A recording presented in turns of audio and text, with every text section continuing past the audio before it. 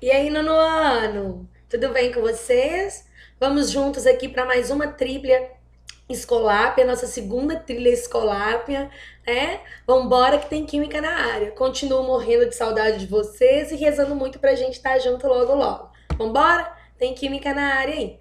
Galera, nós vamos continuar falando aqui sobre o capítulo 2 do livro um, a nossa frente B aí, que é a química, tá? A gente vai continuar conversando sobre isso. Hoje nós vamos falar um pouquinho, na nossa aula passada, nós falamos sobre as reações químicas, como que elas se organizam, a energia envolvida nas reações. Hoje a gente vai falar um pouquinho sobre algumas leis que regem essas reações, tá bom? A primeira que a gente vai conversar aí é muito importante a gente entender o seguinte, que existem algumas leis que organizam, que explicam um pouquinho o que ocorre durante uma reação química. E é sobre elas que a gente vai falar um pouquinho aqui agora, tá bom? Tudo isso começou no final do século XVIII, início do século XIX, quando eles começaram a observar, a querer explicar o que acontecia com as massas dos reagentes ao se transformar em produto. Porque assim eles conseguiam entender, compreender e explicar melhor as reações químicas. E essa explicação, esse processo facilitou a consolidação da química como ciência, porque no primeiro momento ela era tida como bruxaria, né? Não era considerada uma ciência. Então, no final do século XVIII, início do século XIX, começaram a surgir leis capazes de descrever o regimento das transformações químicas e assim possibilitar que a química fosse consolidada como ciência. A partir desse momento, os fenômenos foram investigados de maneira sistemática e organizada por meio de métodos fundamentados em teorias e o que levou à formulação dessas importantes leis. Então, a partir de experimentos, eles começaram a observar e a entender o que acontecia com os reagentes ao se transformar em produto. E a massa desses reagentes, a partir do momento que eles conseguiam sistematizar, fundamentar essas organizações, facilitou o processo da compreensão do que era de fato uma reação química e como que elas se organizavam durante o processo. Essas leis foram chamadas de leis ponderais. Nós vamos trabalhar duas aqui e vocês vão ver que é bem simples. Tá? A primeira lei foi chamada de Lei da Conservação de Massa, ou Lei de Lavoisier. Antoine Lavoisier, ele foi um químico e ele é considerado o pai da química moderna, porque ele foi o primeiro a fazer uma proposta para explicar o que acontecia com as massas dos reagentes ao se transformar em produto. E a partir do momento que essa explicação que ele deu foi aceita, foi mais fácil compreender as reações químicas. E a partir do momento que as reações químicas foram compreendidas, a química teve uma evolução muito rápida e muito grande. Então ele é considerado o pai da química moderna.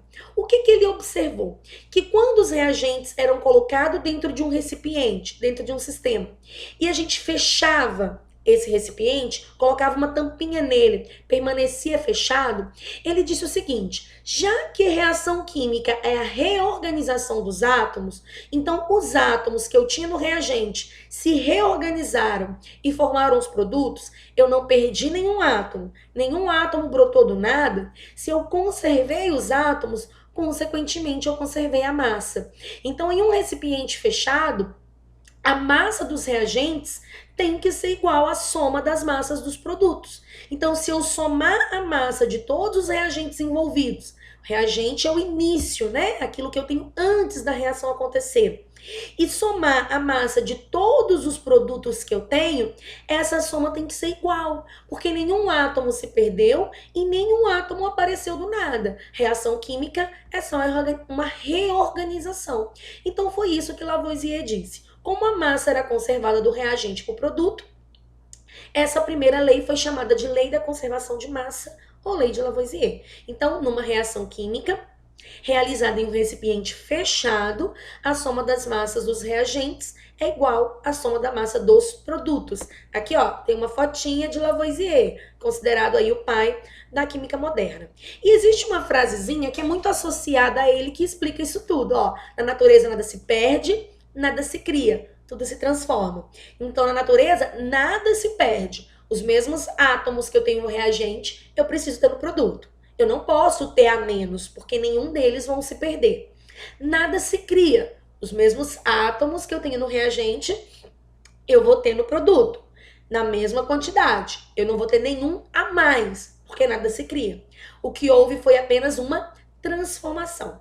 Na verdade, como essa frase foi usada por Lavoisier para explicar a conservação de massa, essa frase é muito associada a ele. Mas, na verdade, essa frase ela foi falada por Titus Lucrécius entre 96 e 55 a.C. Mas, na verdade, essa frase não é muito associada a Titus, é mais associada a Lavoisier, porque foi o Lavoisier que usou mais essa frase para poder explicar a conservação de massa durante uma reação. Por isso que muitas vezes a gente vê assim, ó, na natureza nada se perde, nada se cria, tudo se transforma e embaixo o nomezinho de Lavoisier, tá bom? Agora, olha só, vamos dar um exemplozinho aqui para vocês entenderem melhor como isso acontece. A gente tem aqui, ó, uma experiência. Eu tenho carbono mais oxigênio. Antes da seta, esse carbono e esse oxigênio são os meus reagentes. Eles reagiram e formaram gás carbônico. Depois da seta, produto. Se eu não tivesse esse valor aqui, ó, e falasse com vocês que 3 gramas de carbono reage com 8 gramas de oxigênio e perguntasse quantos gramas de gás carbônico seria produzido, era só somar. 3 mais 8, 11. Por quê? Porque quando eu somo a massa dos reagentes, tem que ser igual à soma das massas do produto. A Daiane, se eu tivesse aqui 6 e 16, e quanto de gás carbônico iria produzir? Se eu tenho 6 aqui e eu tenho 16 aqui, eu vou somar 6 mais 16. Então, eu teria 22 gramas de gás carbônico.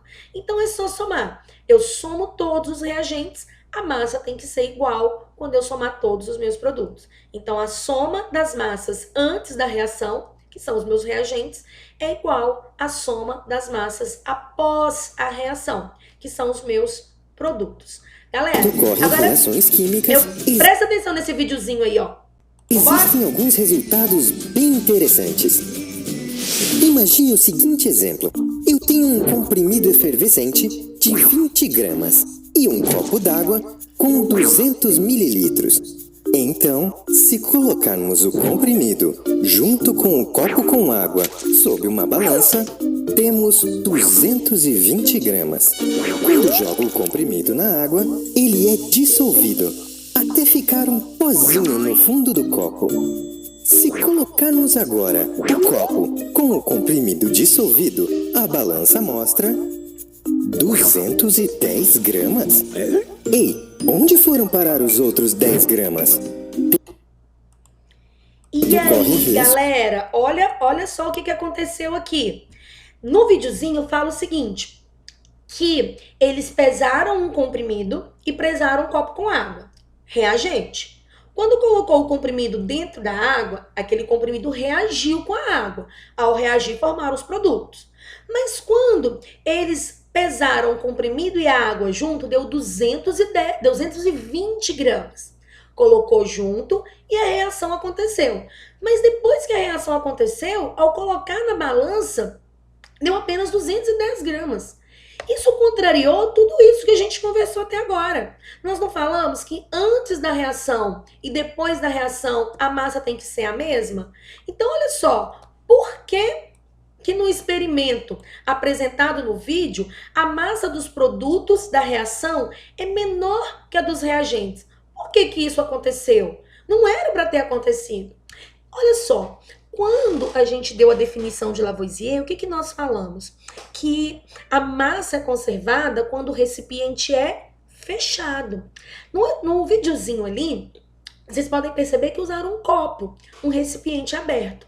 Durante uma reação química, pode ser produzido alguma substância no estado gasoso. E qual que é a tendência dos gases? Escapar, né? Então, se o recipiente está aberto, produz gás e esses gases escapam, a massa do gás também teria que ser considerada. Só que como ele foi embora, ao colocar na balança, a massa dele acabou não sendo considerada. Por isso que nesse caso deu a menos. Por onde foram parar esses 10 gramas? Esses 10 gramas é proveniente de uma substância gasosa que foi produzida durante a reação. E pelo fato do sistema ser aberto, ter sido feito num copo, o experimento, não foi possível considerar a massa dessa substância. Então, olha só, o que acontece aqui? Em reações que ocorrem em sistemas abertos, como o do copinho apresentado ali, podem consumir ou produzir substância no estado gasoso. Então, do mesmo jeito que eu posso ter substância gasosa no produto, eu posso ter no reagente também, tá? Essas substâncias encontram-se dispersas no meio e assim a medida e após a reação, a medida após a reação pode ser maior ou menor em relação à inicial. Então, nós temos um exemplo aí que ocorreu no comprimido efervescente, no videozinho citado aí. Gás foi liberado, se ele foi liberado, ele foi embora, então, com certeza aí, a massa do meu produto vai ser menor que a do reagente. Um outro exemplo é quando acontece a queima da madeira. Então, a madeira queima, ocorre aí produção de CO2, o CO2 ele é um gás, esse gás vai ser liberado, então se essa queima da madeira for feita em um recipiente aberto, de novo eu vou ter gás sendo liberado, então a massa do meu produto de novo vai ser menor que a do reagente. E eu tenho um exemplo aqui, ó, quando a gente pega o ferro e provoca a queima desse ferro na presença de oxigênio, se a gente pega um pedaço de palha de aço, de bombril, por exemplo, e coloca fogo nela, para ela queimar, ela vai precisar reagir com o oxigênio do ar. Só que quando esse oxigênio do ar entrar em contato com o ferro, eles se juntam. E aí forma o óxido de ferro, que é essa substância que está aqui no meu produto.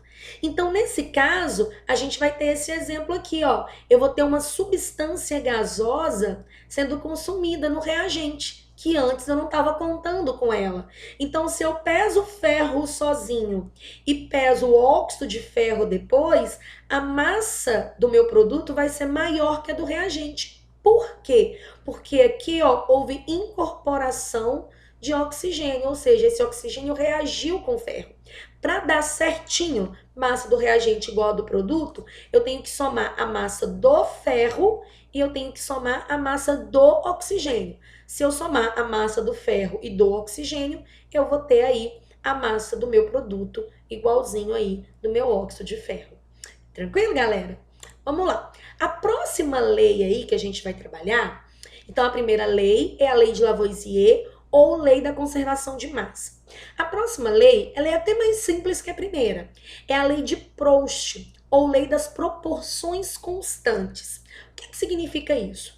Em determinada reação química, realizada em diversas experiências, a proporção entre as massas dos reagentes e dos produtos é sempre constante. Então, se eu falo, a gente pega aquele exemplo que nós temos lá, que eu tenho 3 gramas de carbono, né? E 8 gramas de oxigênio vão produzir 11 gramas de gás carbônico. Se eu dobrar a massa do meu oxigênio, ou seja, se agora ao invés de 8 eu tiver 16, eu tenho que dobrar também a massa do meu carbono. Ao invés de 3, agora eu vou ter 6. E o meu produto, a massa também vai ser dobrada. Ao invés de 11, eu vou ter 22. A proporção entre essas massas tem que ser a mesma. Para a gente entender melhor, a gente pode fazer uma analogia com uma receita, tá? Por exemplo, eu tenho aqui um brigadeirinho. Chocolate, que delícia. Uma receita básica de brigadeiro que eu peguei na internet fala o seguinte, ó, que para fazer uma receita de brigadeiro, eu vou usar uma lata de leite condensado, uma colher de manteiga, 3 colheres de chocolate em pó e 2 xícaras de chocolate granular. Então, é para fazer uma receita, que vai dar lá uns 60 brigadeirinhos desses de festa, pequenininho.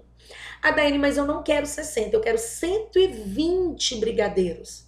Então, olha, se essa receita, por exemplo, der 60, se eu quero 120, eu quero o dobro. Se eu quero o dobro de brigadeiro, o que eu tenho que fazer com a minha receita? dobrar a receita.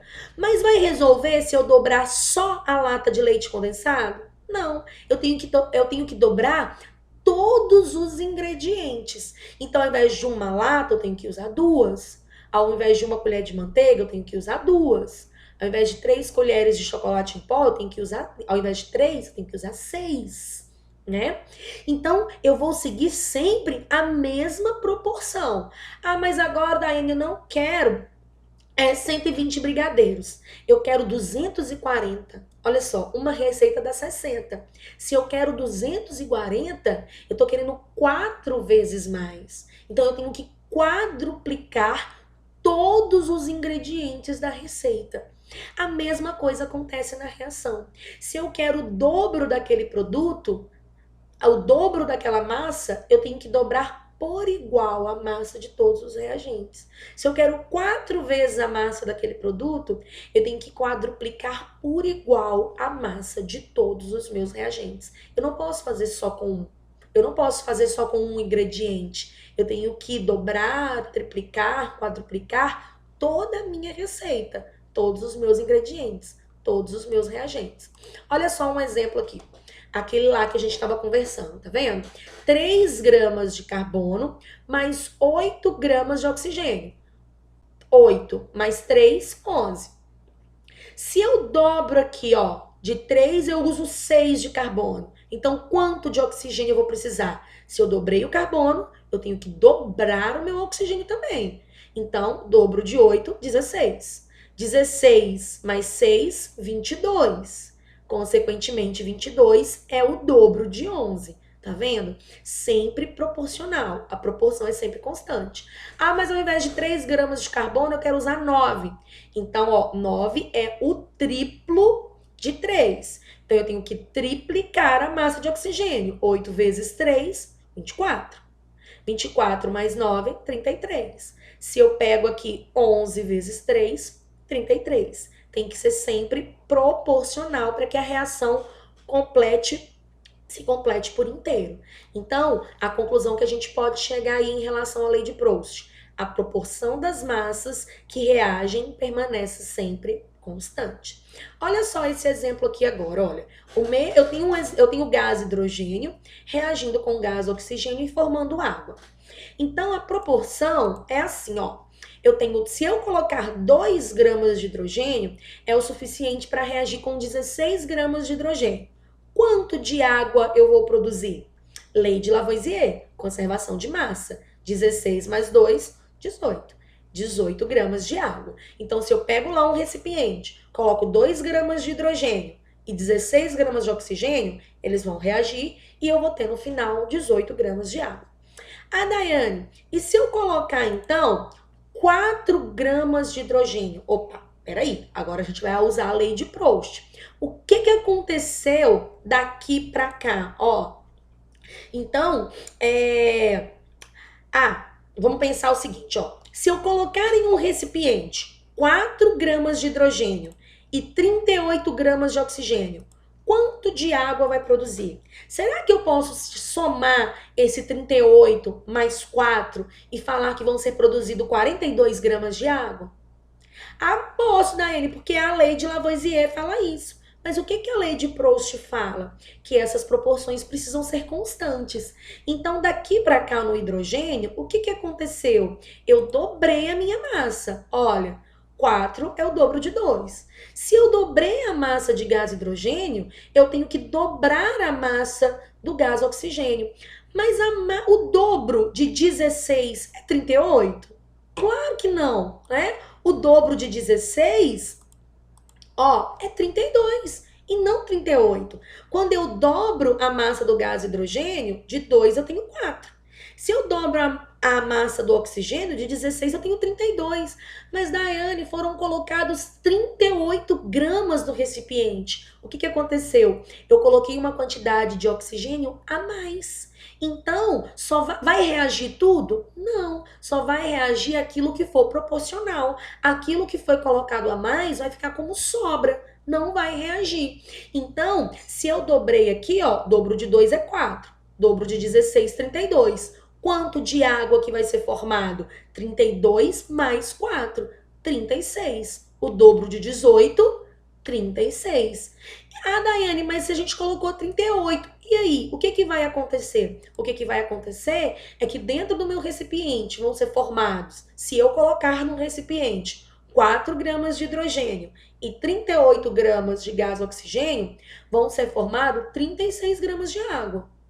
E aqueles 6 gramas de oxigênio que eu coloquei a mais vão ficar lá sem reagir. Então a gente diz que vai ficar dentro do recipiente 6 gramas de oxigênio em excesso. Por que em excesso? Porque ele não vai reagir. Por que ele não reagiu? Porque a quantidade não era proporcional, a quantidade de oxigênio não era proporcional à quantidade de hidrogênio.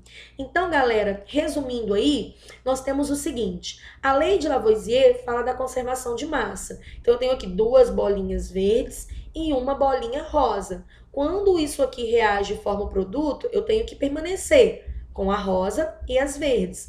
Se cada uma delas pesa, cada uma das verdes pesa 2 gramas e a rosa pesa 1 grama, eu tenho 2, 4, 5 gramas. Do lado de cá, eu continuo tendo 2 de 2 gramas e uma de 1 grama. 2, 4, 5. Conservação de massa. Lei de Proust. Se 2 desse reage com 1 desse, se eu dobro a quantidade desse, ó, se eu ponho 4 desse, consequentemente eu tenho que dobrar a quantidade desse também. Eu vou ter 2 desse. E aí eu vou dobrar a quantidade desse também. 2 desse. Então, para a lei de Lavoisier, o número de átomos antes e depois da transformação é igual, portanto a massa é constante. Lei de Proust, se o número de átomos dobra, a massa dobra e a proporção se mantém. Tranquilo, galera? Agora é com vocês. Nós vamos trabalhar com essas atividades aí. Eu preciso que vocês tentem fazer, tá, galera? Se tem dúvida, daí eu não entendi isso, eu fiquei com dúvida nisso, não tem problema. Anota que a Graziela já está ajustando o horário para a gente ter uma aulazinha online, ao vivo, para a gente tirar todas essas dúvidas. Mas para que a dúvida haja, você precisa praticar, você precisa ver a videoaula e fazer os exercícios. E aí tira um cantinho lá no seu caderno e anota todas as suas dúvidas para o nosso encontro a gente poder tirar. Tá bom? Um beijo para vocês e até a próxima. Morrendo de saudades. Acaba logo o coronavírus pra gente voltar. Beijo, galera.